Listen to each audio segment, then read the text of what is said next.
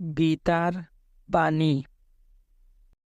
লেখক শ্রী অনিল বরণ রায়। অধ্যায় পাতঞ্জল দর্শন ও গীতা। গীতা মুখ্যত যোগশাস্ত্র। গীতার প্রত্যেক অধ্যায়ের শেষে অধ্যায় সমাপ্তি প্রদর্শক যে সংকল্প আছে তাহাতে বলা হইয়াছে, শ্রীমদ্ ভগবৎ গীতা সুপনিৎসু ব্রহ্মবিদ্যায়াম যোগশাস্ত্রে। ইহা হইতে বোঝা যায় যে গীতার প্রতিপাদ্য বিষয় হইতেছে ব্রহ্মবিদ্যার অন্তর্গত যোগশাস্ত্র। গীতায় ব্রহ্মবিদ্যা ও দার্শনিক তত্ত্বের আলোচনা থাকিলেও কেবল সেই বিদ্যার বিশ্লেষণ ও ব্যাখ্যার জন্যই গীতা রচিত হয় নাই। সেই বিদ্যার আলোকে কেমনভাবে জীবনকে গড়িয়া তুলিতে হয়, কিভাবে সংসারে থাকিয়া সংসারের কর্মাদি করিলে এই সংসারেই দিব্য ভাগবত জীবন লাভ করিতে পারা যায়, শরীর ত্যাগের পূর্বেই কেমন করিয়া অমৃতের আস্বাদ গ্রহণ করিয়া জন্ম মৃত্যু জরা ব্যাধি দুঃখ অতিক্রম করিতে পারা যায়, গীতায় তাহার ব্যবহারিক প্রণালী শিক্ষা দেওয়া হইয়াছে। এবং সেই অপূর্ব সাধন প্রণালী গীতার যুগ। দ্বিতীয় অধ্যায়ের ৩৯ শ্লোকে এবং চতুর্থ অধ্যায়ের প্রথমে ভগবান নিজেই আপন উপদেশকে যুগ নামে অভিহিত করিয়াছেন। গীতার উপসংহারে সঞ্জয় গীতোক্ত উপদেশের নাম যুগ দিয়াছেন। স্বয়ং যুগেশ্বর কৃষ্ণ এই যে যুগ উপদেশ দিয়াছেন, ইহা কি? যোগশাস্ত্র বলিতে সাধারণত পতঞ্জলির যোগসূত্রই বুঝায়। ওই যুগ রাজযুগ।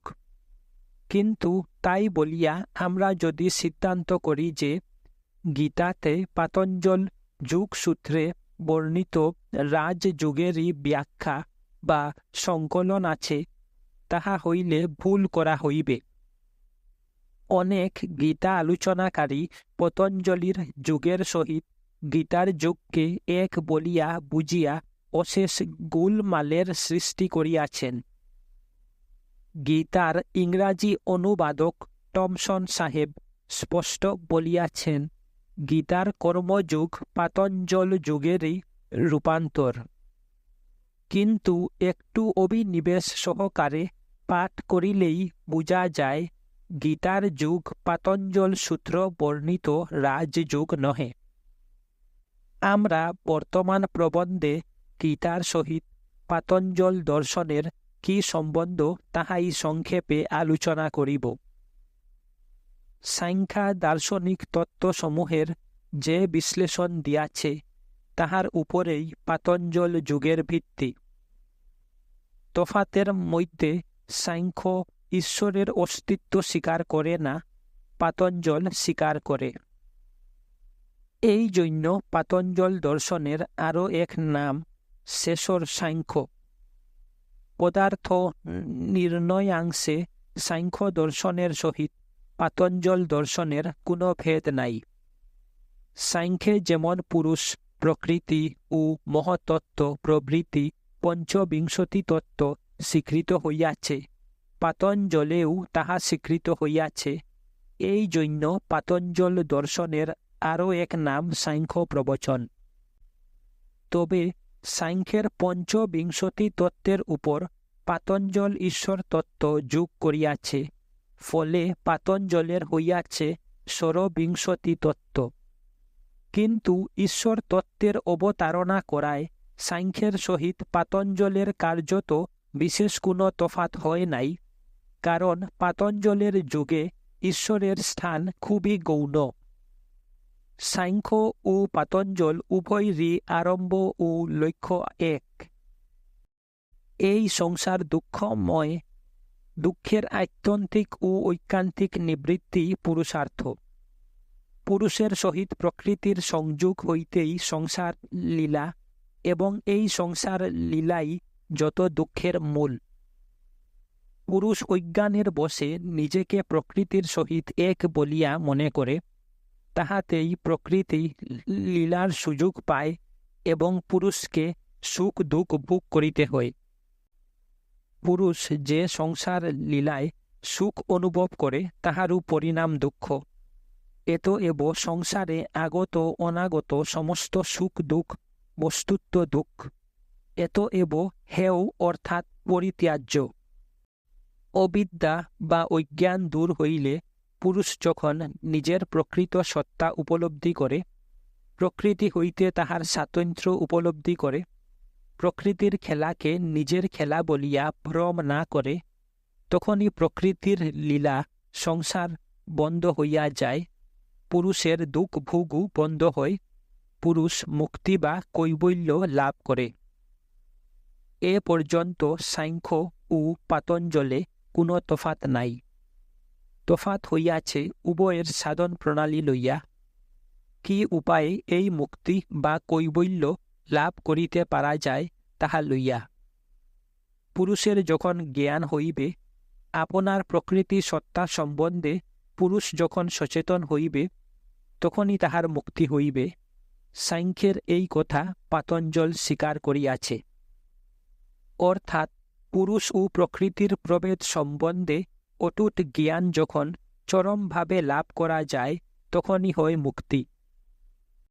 এতএব জ্ঞানই মুক্তির উপায়। কিন্তু কেমন করিয়া এই বিবেক খ্যাতি, এই ভেদ জ্ঞান লাভ করা যায়? সাংখ্য বলিয়াছে, বুদ্ধির দ্বারা বিচারের ফলেই এই বিবেক লাভ করা যায়। পতঞ্জলি বলেন, আগে চিত্তকে শুদ্ধ শান্ত করিতে না পারিলে জ্ঞানের চরম উৎকর্ষ হইতে পারে না।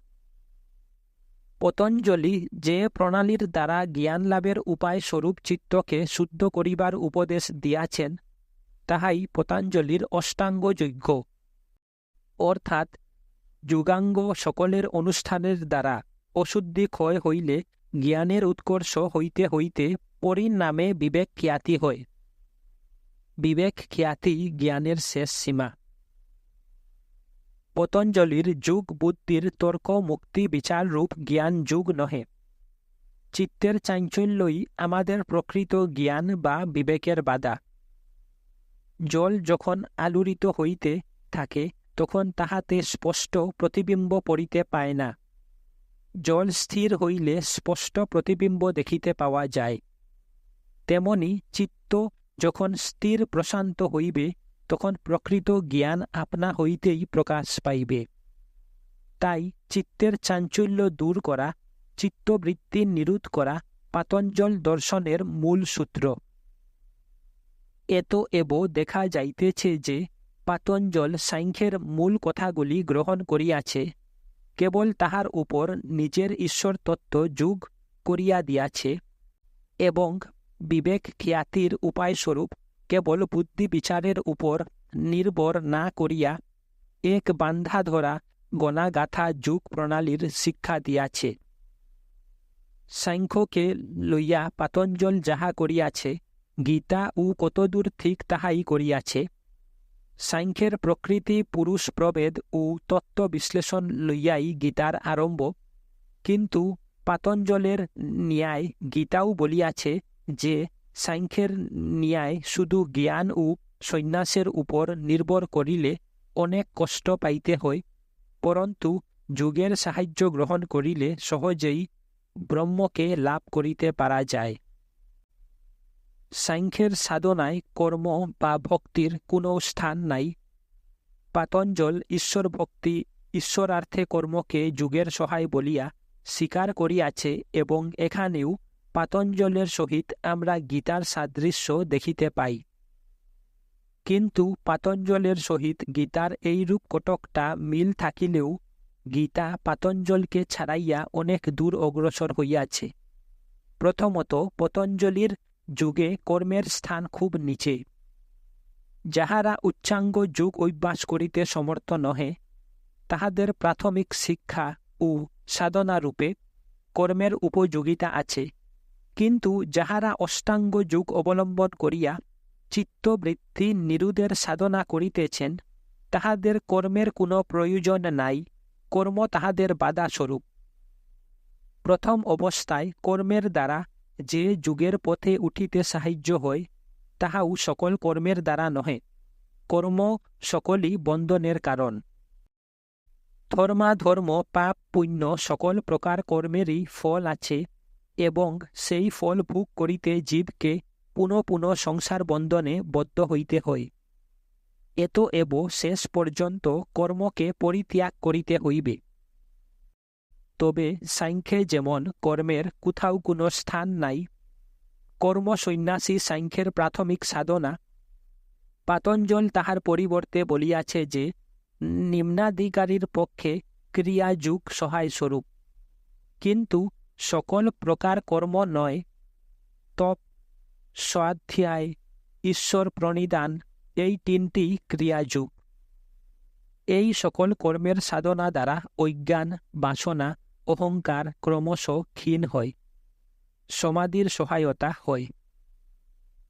যখন সাধনায় সিদ্ধি হইয়াছে, তখন কর্ম আর বন্ধনের কারণ হয় না বটে, তবে তখন কর্মের কোনো উপযোগিতা বা সার্থকতা নাই। জীব তখন কৈবল্য লাভ করিয়াছে, তখন আর সংসারও নাই, কর্মও নাই। তখন আছে শুধু অচল, অক্ষর, উদাসীন পুরুষের নীরব নিথর শান্তি, শুদ্ধ নির্মল চৈতন্য ও অনাবিল অখণ্ড প্রসন্নতা। এতএব শেষ পর্যন্ত সাংখ্য ও পাতঞ্জল এক, কিন্তু গীতা উভয়কেই ছাড়াইয়া গিয়াছে। গীতার মতে কর্ম শুধু প্রাথমিক সাধনা নহে, কর্ম শেষ পর্যন্ত যুগের অঙ্গ, এবং সিদ্ধির পরও সংসার ও কর্ম পূর্ণ মাত্রাতেই চলিতে থাকে। আর গীতার মতে কর্ম কেবল তপস্যা, স্বাধ্যায় বা যোগ যজ্ঞাদি ঈশ্বর উপাসনা নহে। গীতার মতে সর্বাকর্মাণি, সংসারের প্রয়োজনীয় যাবতীয় কর্ম সর্বদা করিয়াই যুগকে সার্থক করিয়া তুলিতে হয়। সর্বদা সকল প্রকার কর্ম করিয়া মতপরায়ণ ব্যক্তি মত প্রসাদে অনাদি অপ্যয় পদ লাভ করে। গীতা সংসারের প্রয়োজনীয় যাবতীয় কর্মই উৎসাহের সহিত করিতে বলিয়াছে, তামসিকতা ও জড়তাকে তীব্রভাবে নিন্দা করিয়াছে। কিন্তু তাই বলিয়া গীতা আধুনিক কর্মবাদের আদর্শ প্রচার করিয়াছে, ইহা মনে করা ভুল হইবে। প্রাণ ও মনের নানা বাসনা কামনা আদর্শকে অনুসরণ করিয়া অস্থিরভাবে কর্ম করা, ইহাই হইতেছে আধুনিক আদর্শ। ইহার মূলে রহিয়াছে রজগুণ, এবং ইহার ফল হইতেছে দুঃখ। রজসত্ব ফলং দুঃখ। আধুনিক কর্মবাদ সংসারে যে দুঃখ ও অশান্তির সৃষ্টি করিয়াছে, তাহা হইতেই গীতার কথার সত্যতা প্রমাণিত হয়। কর্মে তোমার অধিকার আছে, কিন্তু কর্মেই অধিকার, ফলে নহে। কর্মফলের আকাঙ্ক্ষা যেন কখনো তোমার কর্মের প্রেরণা না হয়, আর কর্মত্যাগও যেন কখনো তোমার আসক্তি না হয়। কর্মতত্ত্ব সম্বন্ধে জ্ঞানী ব্যক্তিরাও বিভ্রান্ত বিমূঢ় হন, কারণ তাহারা কর্মের যাহা মূল তত্ত্ব তাহার সন্ধান করেন না, পরন্তু সামাজিক ও নৈতিক আদর্শ ও বিধি নিষেধ প্রভৃতি বাহ্য তত্ত্ব অনুসারে কর্ম বিচার করেন। অহিংসা, গুরুভক্তি, দেশপ্রেম, জীবে দয়া, জনসেবা প্রভৃতি আদর্শ অনুসরণ করিতে চান। বস্তুত এসবের দ্বারা কর্মের চরম মীমাংসা হয় না।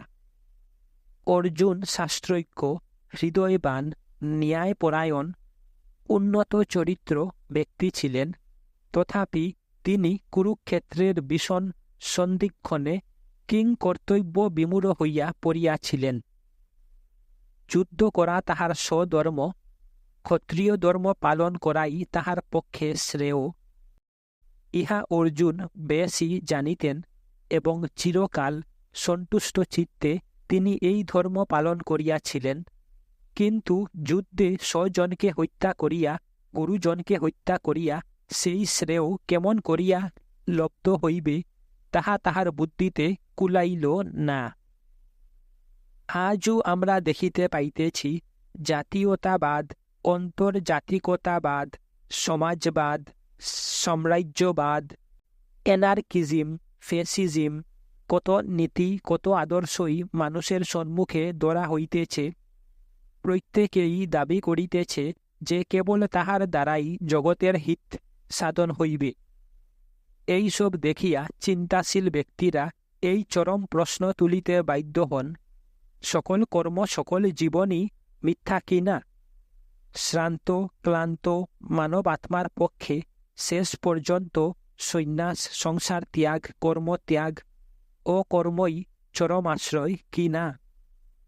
শ্রীকৃষ্ণ বলিলেন, এইভাবে মেধাবী ব্যক্তিগণও ভ্রান্ত হন, কারণ কর্মত্যাগের দ্বারা নহে, অকর্মের দ্বারা নহে, পরন্তু কর্মের দ্বারাই প্রকৃত জ্ঞান ও মুক্তিলাভ করা যায়।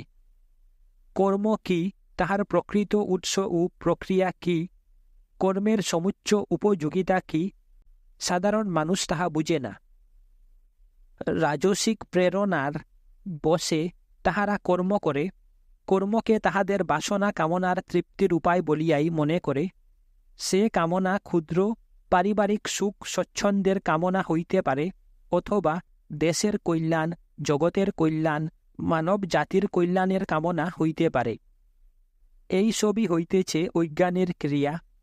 এই রূপ অহংভাব ও বাসনার বশে কর্ম করিয়া মানুষ সুখ দুঃখ, জন্ম মৃত্যু, শুভ অশুভের দ্বন্দ্বে পূর্ণ জীবনের মধ্যে বদ্ধ হইয়া পড়ে। বস্তুত কর্মের উদ্দেশ্যে শুধু কোনো বাহ্যিক ফল লাভ করা নহে। আমরা মনে করি আমাদের কর্মের দ্বারা আমাদের আত্মীয় স্বজনের মঙ্গল করিব, দেশের মঙ্গল করিব, জগতের মঙ্গল করিব, কিন্তু ইহা ভুল। কারণ সংসারে কি ঘটিবে না ঘটিবে তাহা আমাদের ক্ষুদ্র বুদ্ধির দ্বারা আমরা নির্ধারণ করিতে পারি না, আর আমাদের কর্মের দ্বারাও আমরা ইচ্ছামতো জাগতিক ঘটনার পরিবর্তন সাধন করিতে পারি না। অজ্ঞান অহংকারের বশে আমরা ইহা স্বীকার করি না, কিন্তু আমাদের ব্যক্তিগত জীবন, স্বয়ং জগতের ইতিহাসও সর্বদাই আমাদিগকে ইহা শিক্ষা দিতেছে। আমরা অতি সৎ উদ্দেশ্য লইয়া কর্ম করিলেও অনেক সময় তাহার ফল বিপরীত হইয়া দাঁড়ায়। কোনো এক উচ্চতর শক্তি মানুষের সকল প্রয়াস, সকল কর্মকে অলক্ষ্যে নিয়ন্ত্রিত করিয়া নিজের নিগূঢ় উদ্দেশ্যে সিদ্ধ করিয়া চলিয়াছে। তাহা আমাদের ব্যক্তিগত অজ্ঞান, আশা আকাঙ্ক্ষাকে গ্রাহ্য করে না।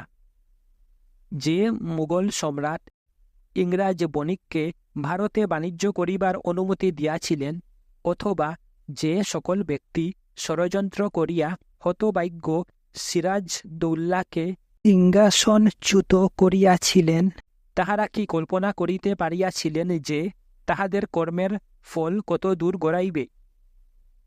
নিজের প্রাণ রক্ষার উদ্দেশ্যে পলাশির প্রাঙ্গণ হইতে পলায়ন করিয়া সিরাজদৌল্লা কি নৃশংস মৃত্যুর হাত এড়াইতে পারিয়াছিলেন?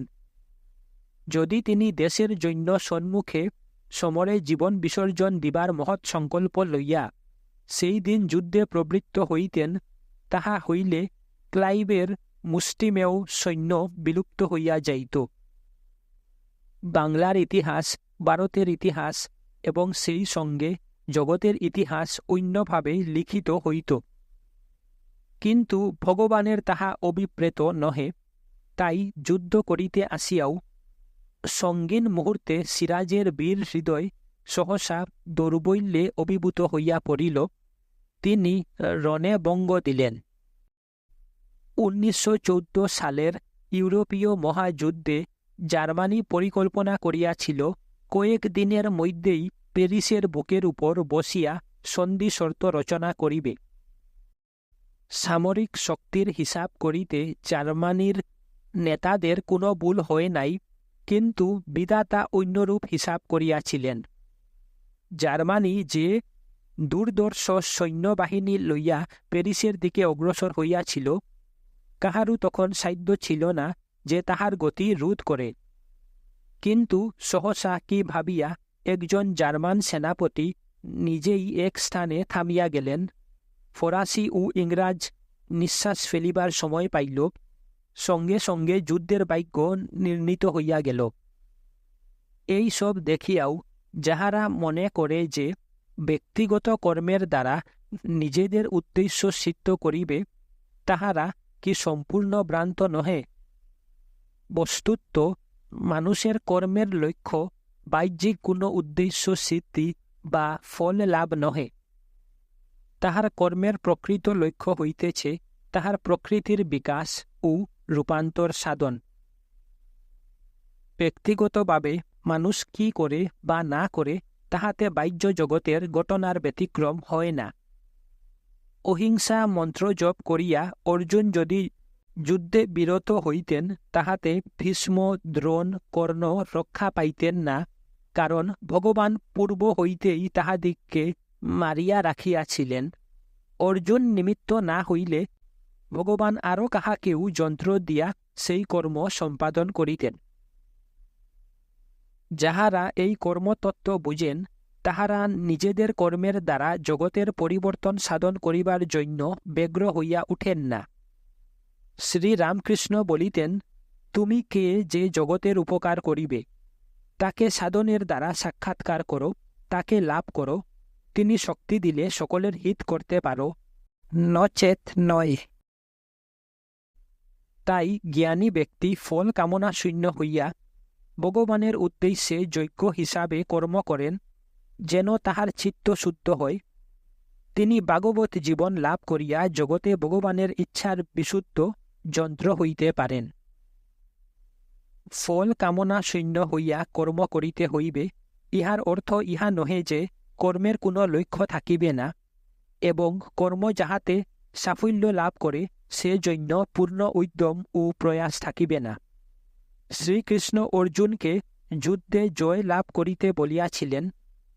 সাত্ত্বিক কর্মীর লক্ষণ হইতেছে তিনি অটল ধৈর্য ও উৎসাহের সহিত সকল কর্ম সম্পাদন করেন। তিনি কর্মকে সফল করিতে চান, কিন্তু নিজের জন্য নহে, নিজের কোনো স্বার্থ সিদ্ধির জন্য, নিজের মানসিক কোনো আদর্শ পূর্ণ করিবার জন্য তিনি কর্ম করেন না। তিনি দেখেন তাহাকে কি করিতে হইবে, তাহার কার্য বা কর্তব্য কি, এবং সেই কর্তব্য তিনি পূর্ণ উৎসাহ ও ধৈর্যের সহিত সর্বাঙ্গ সুন্দরভাবে সম্পন্ন করেন। আমাদের কর্তব্য কি, ইহা নির্ধারণ করিতে অবশ্য প্রথমে আমাদের মন বুদ্ধির উপরেই নির্ভর করিতে হয়। আমরা সমাজের প্রচলিত আদর্শ ও শাস্ত্র হইতে এই কর্তব্য নির্ধারণে সাহায্য পাই, কিন্তু ইহাই কর্তব্য নির্ধারণের শ্রেষ্ঠ পন্থা নহে। এইভাবে নিজেদের বুদ্ধির দ্বারা কর্তব্য নির্ধারণ করিতে যাইলে সঙ্গীন মুহূর্তে অর্জুনের ন্যায় একদিন আমরা কিং কর্তব্য বিমূঢ় হইয়া পড়িব। ভিতরে ভগবানের বাণী শুনিয়াই কর্তব্য নির্ধারণ করিতে হইবে। অর্জুন যেমন শেষে বলিয়াছিলেন, হে আমার অন্তর্যামী ভগবান, আমি ধর্মাধর্ম কর্তব্য কিছুই বিচার করি না। তুমি আমার হৃদয় হইতে আমাকে যাহা করিতে বলিবে আমি তাহাই করিব। কিন্তু অন্তরের মাঝে ঠিকমতো ভগবানের বাণী শুনিতে হইলে অন্তরকে আগে শুদ্ধ করিতে হইবে, নতুবা আমাদের নিগুড় বাসনা কামনা সকলের প্রেরণাকেই আমরা ভগবানের বাণী বলিয়া ভুল করিব। অন্তরকে এইরূপ শুদ্ধ করিবার উপায় হইতেছে যজ্ঞার্থে কর্ম করা। যাহা কিছু আমাদের কর্তব্য বলিয়া আমাদের মনে হইবে, তাহাই ভগবানের সেবা হিসাবে, ভগবানের উদ্দেশ্যে যজ্ঞ হিসাবে সুষ্ঠুভাবে সম্পাদন করা এবং তাহার ফলাফল যাহাই হোক তাহাতে বিচলিত না হওয়া। ইহাই কর্মযুগের প্রথম অবস্থা। এইভাবে কর্ম করিতে করিতে আমাদের যেমন চিত্তশুদ্ধি হইবে, আমরা উপলব্ধি করিব যে আমরা কোনো কর্মই করিতেছি না। প্রকৃতি আমাদের দেহ প্রাণ মনের ভিতর দিয়া সকল কর্ম করিতেছে, আমরা কেবল তাহার যন্ত্রমাত্র। ক্রমশ আমরা উপলব্ধি করিব যে এই প্রকৃতি হইতেছে ভগবানেরই শক্তি এবং মূল সত্তায় আমরা সেই ভগবানের সহিত এক, এবং আমাদের প্রকৃতি জগতে ভগবানের আত্মপ্রকাশের একটি আধার বা যন্ত্র। তখন আর আমাদের কোনো ক্ষুদ্র অহংভাব থাকিবে না। আমাদের ভিতর হইতে সমস্ত বাসনা নির্মূল হইয়া যাইবে। আমরা সকল সময় ভগবানের সহিত নিবিড়ভাবে যুক্ত হইয়া থাকিব। আমাদের প্রকৃতিকে, আমাদের দেহ প্রাণ মনকে নিমিত্ত করিয়া ভাগবত শক্তি জগতে ভগবানের ইচ্ছা সম্পাদন করিবে। এই রূপ মুক্ত পুরুষ বাহ্যত অন্যান্য লোকের ন্যায় সকল প্রকার কর্ম করেন, বরং তাহার কর্ম হয় বৃহৎ। তাহাতে থাকে অধিকতর প্রবল ইচ্ছা শক্তি ও আবেগ, কারণ তাহার প্রকৃতির ভিতর দিয়া মহতী ভগবতী শক্তি কর্ম করে। উদাসীনভাবে যেমন তেমন ভাবে কর্ম করিলেই হইল, কিরূপ কর্মের দ্বারা, উপায়ের দ্বারা কিরূপ কার্য সিদ্ধ হইতে পারে তাহা দেখিতে হইবে না। ইহা গীতার শিক্ষা নহে। বরং যুগস্থ হইয়া শান্তভাবে কর্ম করিলে সর্বাঙ্গ সুন্দরভাবে কর্ম করা যত সহজ হয়, আশা নিরাশায় কম্পিত হৃদয়, ক্ষুদ্র অক্ষম বুদ্ধির নানা বাধায়, মানবীয় ইচ্ছার অস্থির ব্যাকুলতায় কর্ম করিলে সেরূপ হয় না। সেই জন্যই গীতা বলিয়াছে, যোগই কর্মের প্রকৃত কৌশল। কিন্তু এই সবই ব্যষ্টিগত প্রকৃতির ভিতর দিয়া এক মহান বিশ্বগত জ্যোতি ও শক্তির দ্বারা সম্পাদিত হয়। কর্মযোগী জানেন যে বাহ্যত যাহাই মনে হোক, সমস্ত জয় পরাজয়, লাভ লোকসানে সকল কর্ম ও কর্মফলের নিয়ন্তা সর্বজ্ঞ ভগবানের অভিপ্রায় সিদ্ধ হয়। ভগবান কখনো বাহ্য জয়ের ভিতর দিয়া নিজের ইচ্ছা সম্পাদন করেন, আবার কখনো বাহ্য পরাজয়ের ভিতর দিয়া তাহার ইচ্ছা অধিকতর জোরের সহিত সম্পাদন করেন। অর্জুনকে যে যুদ্ধ করিতে আদেশ দেওয়া হইয়াছে, তাহাতে জয় সুনিশ্চিত, কিন্তু যদি নিশ্চিত পরাজয়ী তাহার সম্মুখে থাকে, তথাপি তাহাকে যুদ্ধ করিতেই হইবে, কারণ যে বিরাট আয়োজনের দ্বারা ভগবানের ইচ্ছা নিশ্চিতভাবে সম্পন্ন হইতেছে, তাহাতে এই যুদ্ধ করার ভারই উপস্থিত অর্জুনের উপর দেওয়া হইয়াছে।